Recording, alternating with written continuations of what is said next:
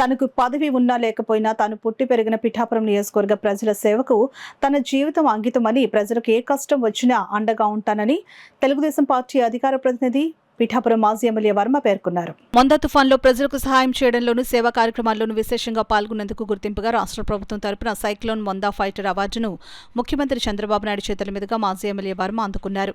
ఈ సందర్భంగా పిఠాపురం మహారాజాకోట ఆవరణలో ఉన్న తెలుగుదేశం పార్టీ కార్యాలయంలో టీడీపీ పిఠాపురం నియోజకవర్గ నాయకులు, కార్యకర్తలు, అభిమానులు మాజీ ఎమ్మెల్యే వర్మను ఘనంగా సన్మానించారు.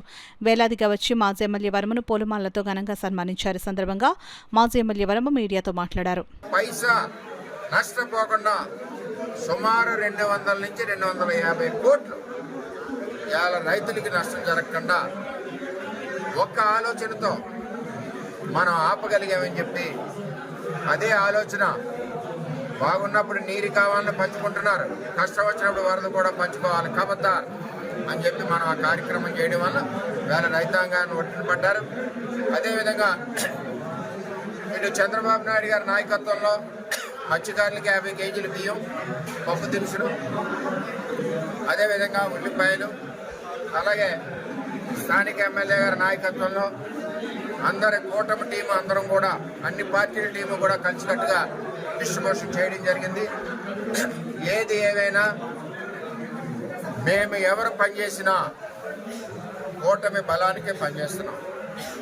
తెలుగుదేశం పార్టీ బలంగా ఉందంటే కూటమికి ఉపయోగపడుతుంది. జనసేన, బీజేపీ బలంగా ఉన్నాయంటే కూటమికి ఉపయోగపడుతుంది.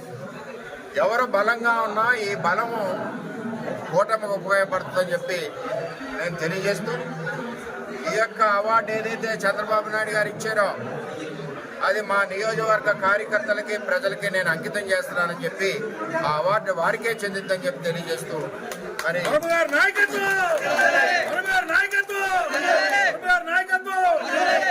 చంద్రబాబు నాయకత్వంలో చంద్రబాబు గారి సూచనల మేరకు ఈరోజు తెలుగుదేశం పార్టీ ఎప్పుడు కూడా ఈ వరదలు కొత్త కాదు. వరదలు వస్తున్నాయంటే పార్టీ క్యాడర్ ఎప్పుడూ సమయత్తంగా ఉంటుంది, అధికారులతో సమానంగా. మరి ఆయన సూచనల మేరకు అందరూ కష్టపడి మోతా తుఫాన్లో ప్రజల ఇబ్బంది లేకుండా చేశాం.